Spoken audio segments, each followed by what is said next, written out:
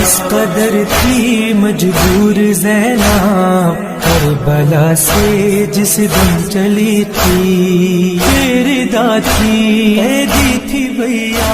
ورنہ کفن بھی میں تجھ کو دیتی، دیکھو وعدہ اپنا نبھانے۔ کربلا پھر آئی ہے زینب،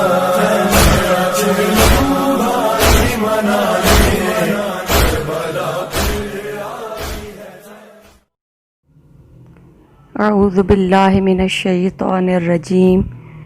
بسم اللہ الرحمن الرحیم، الحمد للہ رب العالمین، الصلاۃ والسلام علی رسولہ الکریم واہل بیتہ الطیبین الطاہرین المعصومین المظلومین، ولعنۃ الدائمۃ علی اعدائہم اجمعین، اما بعد فقد قال الامام الرضا علیہ السلام: من زار قبر الحسین علیہ السلام بشط الفرات کان کمن زار اللہ فوق عرشہ۔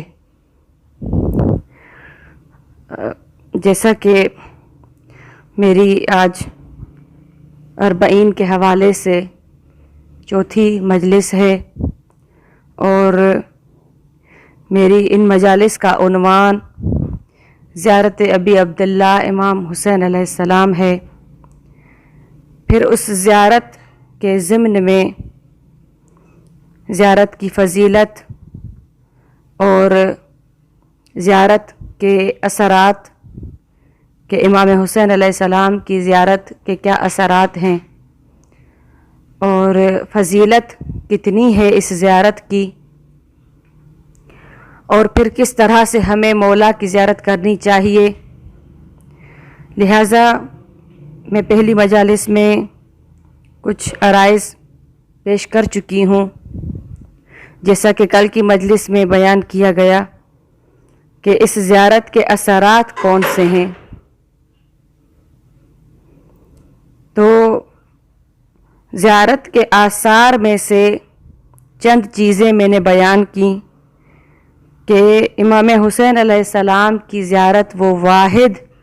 زیارت ہے کہ جس کے نتیجے میں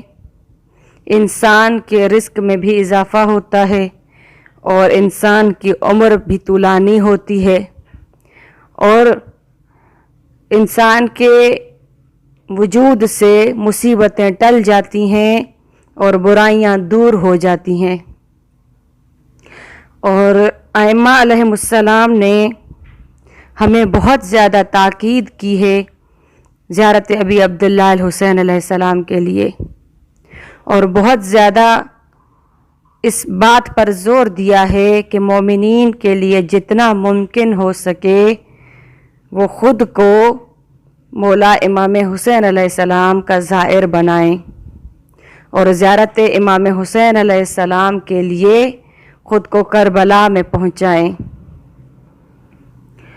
یہ جو حدیث جو پہلی مجلس سے لے کر جس کے ضمن میں بولتی آ رہی ہوں اور اپنی مجلس پڑھتی آ رہی ہوں، یہ حدیث ہے امام رضا علیہ السلام کی، کہ جس میں امام فرماتے ہیں کہ جس نے بھی امام حسین علیہ السلام کی فرات کے کنارے زیارت کی، گویا کہ اس نے عرش پر اللہ کی زیارت کی۔ اب اس حدیث کے بعد انسان فکر کرنے لگتا ہے کہ اب معصوم کی زبان سے یہ نکلے ہوئے کلمات اور ایسے مقدس کلمات ہیں کہ جن کے آگے عام انسان بیٹھ کر فکر کرے، جس حدیث کے متعلق سوچا جائے تو اس حدیث میں زیارت کے بلند ترین مقام اور منصب کو بیان کیا گیا ہے، کہ جس سے بلند و بالا اور کوئی منصب اور کوئی مقام نہیں ہے، کیونکہ اس حدیث میں امام حسین علیہ السلام کی زیارت کو خدا کی زیارت کہا گیا ہے، اور اس کے بعد امام نے کہا ہے کہ عرش پر اللہ کی زیارت. عرش پر اللہ کی زیارت کیوں کہا؟ کیا امام یہ نہیں کہہ سکتے تھے کہ اللہ تعالیٰ تو ہر انسان کے وجود کے اتنا قریب ہے کہ انسان کی شہرک سے بھی زیادہ، خداوند عالم نے کہا میں تمہاری شہرک سے بھی زیادہ قریب ہوں. تو امام یہ بھی کہہ سکتے تھے کہ اگر تم حسین ابن علی کی زیارت کرو تو گویا اپنے وجود میں خدا کو محسوس کرو گے. نہیں، بلکہ کہا عرش پر. تو اس عرش پر کہنے کا مطلب کیا ہے؟ تو عزیزان میں یہ کہتی چلوں کہ چونکہ کربلا معلیٰ اور حرم حسین عرش اعلیٰ سے کم درجہ نہیں رکھتا، اس لیے اگر کوئی مومن حسین ابن علی کے ذریعے کے سامنے کھڑا ہو جائے اور مولا و آقا کے گنبد کے نیچے کھڑا ہو تو گویا کہ وہ عرش اعلیٰ پر کھڑا ہے، گویا کہ وہ خدا کے عرش پر موجود ہے. کربلا کو بھی وہی مقام حاصل ہے جو اللہ نے عرش کو عطا کیا. لہذا امام علیہ السلام نے امام حسین علیہ السلام کی زیارت کے ساتھ ساتھ امام کے حرم کی فضیلت کو بھی بیان کر دیا کہ حرم حسینی کوئی عام جگہ نہیں ہے، کوئی عام مقام نہیں ہے، بلکہ امام کا حرم خدا کے عرش کے برابر ہے. جی ہاں عزیزو، یہ بہت بڑی فضیلت ہے امام کی زیارت کے متعلق. آگے ایک روایت بیان کرتی چلوں کہ امام جعفر صادق علیہ السلام فرماتے ہیں کہ جب تم امام حسین علیہ السلام کی زیارت کرنا چاہو، جب یہ ارادہ رکھتے ہو کہ امام کی زیارت کو جاؤ، تو اس وقت تمہارا کیا حالت ہونی چاہیے؟ تمہیں کس عالم میں حسین ابن علی کے پاس جانا چاہیے؟ اب امام آداب بتا رہے ہیں. اس روایت میں امام علیہ السلام نے کچھ آداب بتائے ہیں کہ ان آداب کی رعایت کرو اور پھر کربلا میں جاؤ اور پھر حسین ابن علی کے حرم میں داخل ہو. وہ کون سے ہیں؟ مولا کہتے ہیں جب زیارت کا ارادہ کرو تو اس حالت میں جاؤ اور اس حالت میں ان کی زیارت کرو کہ تمہاری حالت حزن اور کرب کی ہو. تم محزون یعنی غمگین اور کرب کی حالت میں امام کے پاس جاؤ. تمہارے بال پریشان ہوں، پریشان بالوں کے ساتھ اور غبار آلود. ہم جب دوسرے حرم معصومین میں جاتے ہیں تو وہاں پر یہ ہے کہ خود کو پاکیزہ لباس پہنو اور بہترین خوشبو لگا کر غسل زیارت انجام دے کر، لیکن امام حسین علیہ السلام کی واحد زیارت ہے، یہ غریب کربلا کی زیارت ہے. اس لیے امام نے کہا کہ جب تم ایک غریب کے پاس جا رہے ہو تو خود کو بھی غریبوں جیسا بنا کر جاؤ. پریشان بال ہوں، غبار آلود لباس ہو، اور سب سے جو مہم چیز ہے وہ یہ ہے کہ جب حسین کے حرم میں داخل ہو تو بھوک اور پیاس کے عالم میں جاؤ. کیوں؟ کیونکہ حسین ابن علی سے بڑا کوئی بھوکا اور پیاسا اس دنیا سے نہیں گیا. امام حسین علیہ السلام سے بڑھ کر کسی کی پیاس نہیں تھی، ان سے بڑھ کر کسی کی بھوک نہیں تھی. جو اس دنیا سے رخصت ہوتے وقت 3 دن کے بھوکے اور پیاسے تھے. امام کہتے ہیں جب جاؤ تو اس حالت میں کہ تمہارا پیٹ خالی ہو، تم بھوک کے عالم میں ہو اور تم پیاس کے عالم میں ہو. اس وقت امام کہتے ہیں جب ان حالات کی رعایت کر کے جاؤ تو اس وقت تم ابی عبداللہ سے اپنی حاجات کو طلب کرو، اس وقت تم امام حسین سے اپنی حاجتوں کو طلب کرو. اور پھر امام فرماتے ہیں کہ پھر جلدی سے پلٹ جاؤ، کربلا کو اپنا وطن نہ بناؤ، کیونکہ کربلا میں جب انبیاء نہ ٹھہر سکے، جب نبیوں کا یہاں سے گزر ہوا تو کوئی بھی نبی اس زمین پر نہ ٹھہر سکا تھا. یہ واحد ہستی ہے جناب امام حسین علیہ السلام کی کہ جس نے ایک بیابان کو، ایک جنگل کو عرش اعلیٰ بنا دیا، کربلا معلیٰ بنا دیا۔ لہٰذا عزیزان، اس حدیث میں، مولا کی اس روایت میں چند جو ہیں وہ آداب لکھے ہیں اور چند آداب امام نے بیان کیے ہیں، جن میں سے سب سے پہلے کیا کہا کہ حزن اور کرب کی حالت میں جاؤ۔ اب حزن اور کرب یعنی غم زدہ عالم میں اور مصیبت کے عالم میں، کیونکہ تم اس کے مہمان ہو جس کی مصیبت کائنات میں سب سے بڑی مصیبت تھی۔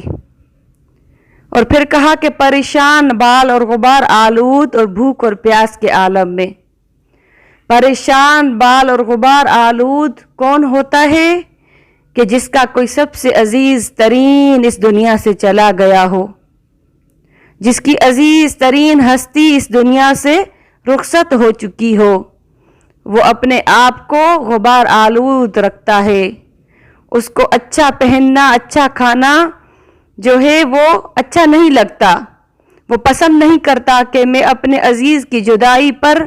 اچھا کھانا کھاؤں یا اچھا لباس پہنوں۔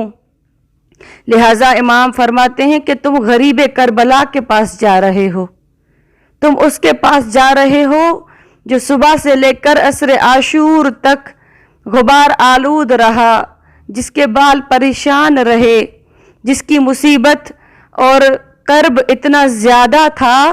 کہ اس کرب کا اندازہ سوائے اس ہستی کے اور خدا کے اور کوئی نہیں لگا سکتا۔ لہٰذا جب ایسی ہستی کے تم مہمان بننے جا رہے ہو تو خود کو ان حالات میں ڈھال کر حرم حسینی میں داخل ہو جاؤ۔ جی ہاں عزیزو، یہ کچھ آداب ہیں امام کی زیارت کے کہ ان آداب کی رعایت کرتے ہوئے امام کے پاس جاؤ، کیونکہ صرف انسان ہی زائر حسینی نہیں ہیں، صرف انسان اس حرم میں نہیں آتے، صرف عام بندے اس کربلا میں داخل نہیں ہوتے، بلکہ یہ دن تو وہ دن ہیں کہ جن دنوں میں چہردہ معصومین، خاتم النبیین سے لے کر امام زمانہ تک سب کی سب ہستیاں کربلا میں ہیں، سب کی سب ہستیاں حرم حسینی میں ہیں، اور ہر ایک معصوم گریہ کر رہا ہے، ہر ایک معصوم امام کی مصیبت پر رو رہا ہے۔